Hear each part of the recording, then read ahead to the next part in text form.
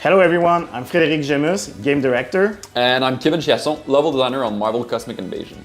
And today we are here to do a small playthrough of one of the stages from the main game. So let's begin. So here we're gonna try the campaign and not the arcade mode. Arcade mode is gonna be more like a classic old school experience, while the campaign will have safe progression and maybe a smoother progression.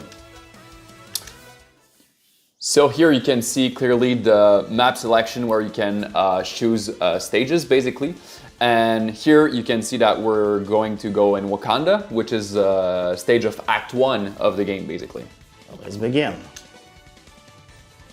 And here we are at the toughest part, selecting your character. So as you can see, we have a roster of 15 playable characters in the game. They all cover different playstyles, either ranged character, flying characters, or big brawlers. And about that, Fred, who's your favorite playstyle and character here in the roster? What's your pick?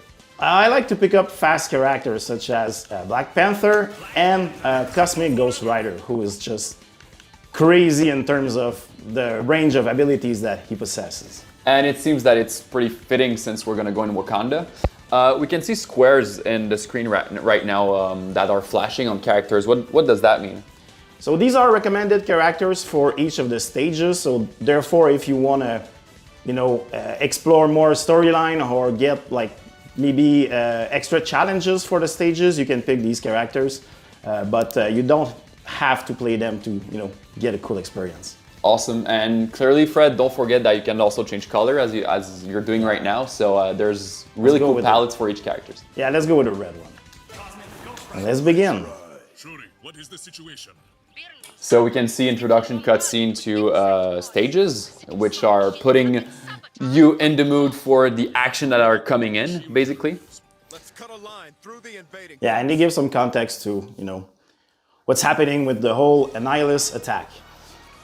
So straight up being dropped in Wakanda, you can see a great ambience since it's really important for us as the design team to put an emphasis on ambience and mood for levels. So right now Wakanda is being invaded by the bug invasion and AIM is helping them through this little chaos here. So I'm gonna try to overpower them by using also Cosmic Ghost Rider as a tag assist. And as you can see, it's pretty effective. So you can summon both your character for an assist and doing different actions, or simply swap between characters. And clearly here we can see that the cam blocks, which are like the arenas of the game, are really well timed to give a proper tempo to the encounters and make sure that the player is really engaged with the action at all time. Now I just picked up some health points. This is also a fine detail. All the pickups in the game are themed around the level you're in, basically. So you got a little fruit here in Wakanda. And once again, talking about ambience and vibe, you can see in the background that the AIM soldier are stealing some stuff from the Wakandian market. little funny stuff happening here.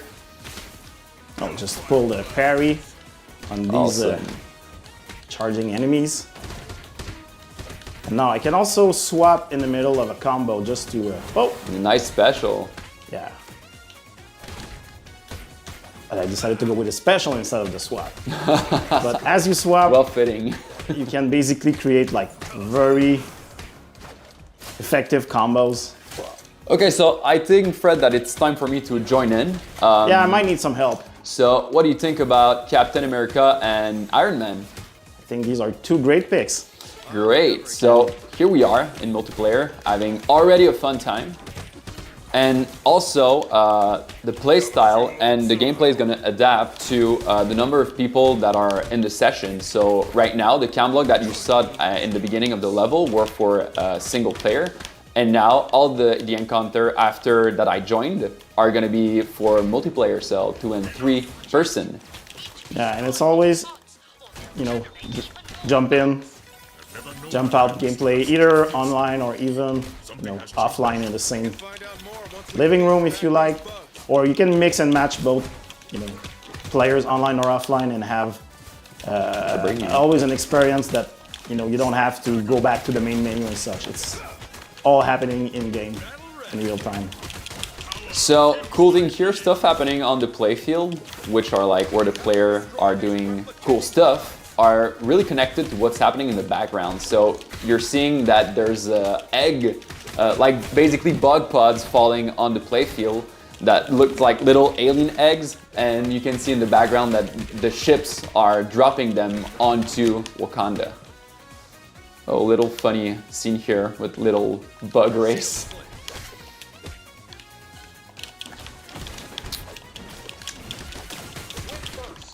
And cool thing that you can do when you choose a grounded hero and a flying hero is that you can influence what's happening on the ground lane and in the flight lane at the same time. So pretty epic moments, combos that can be done here.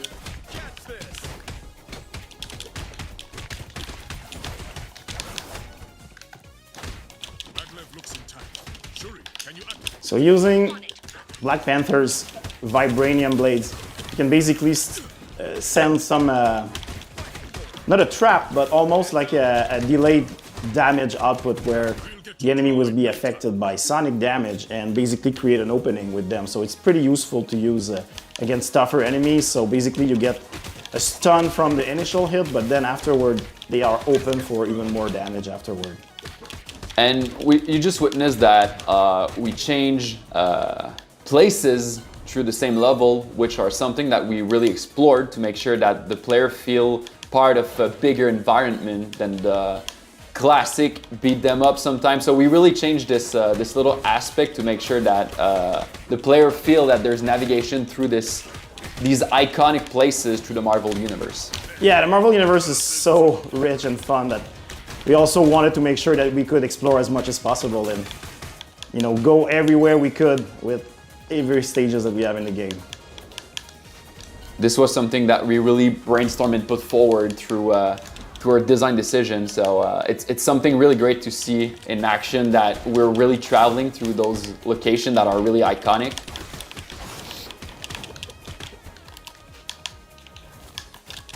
Oh, more pods. So these bug pods here are basically spawning enemies for as long as they are active, so you really need to get rid of them quickly. Yeah, be careful about them. Proto cannon, classic move, love that. Oh, almost got hit by that. But I don't feel bad for the aim soldiers to get crushed. Oh, I got hit by the top line.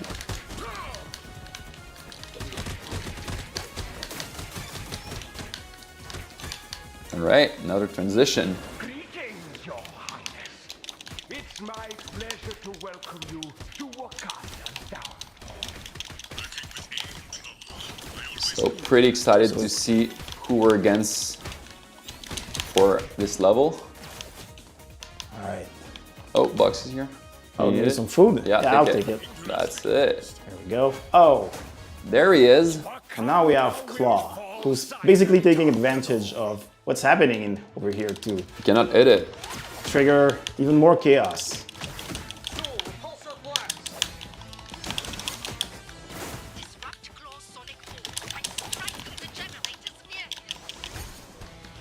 Okay, I'll take care of the ads here. There we go, there's even more support.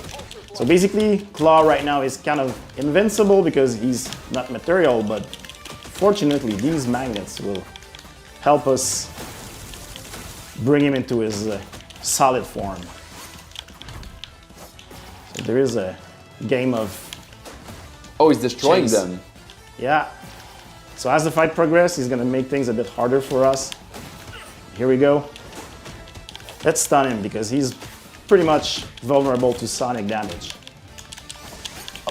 So when designing the bosses, Fred, what was the objective with them? Like, you see gimmicks that are not really proliferating into the beat 'em up genre. Was that like a part of the design process here at Tribute? I think every time we start to a new boss fight, first we try to be as authentic as we can with the powers of the villain. So Claw obviously has this sound form in which he can transform, but also you want to make sure that players have a good time figuring out what's the trick with him.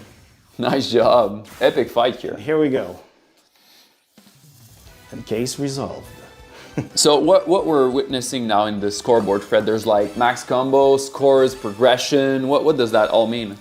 So in the game, every time you play a character, the points that you collect with him during the stages are then transferred as basically XP points, which are gonna level up these characters and unlock new abilities, new HP points, more focus and such. So basically, even if you're playing arcade mode or you're playing online campaign, the progression for characters is shared between all of these modes, and you're always progressing. So there's never any wasted opportunities for progression. It sounds really exciting how you explain it right now. So I'm really excited to level up my heroes.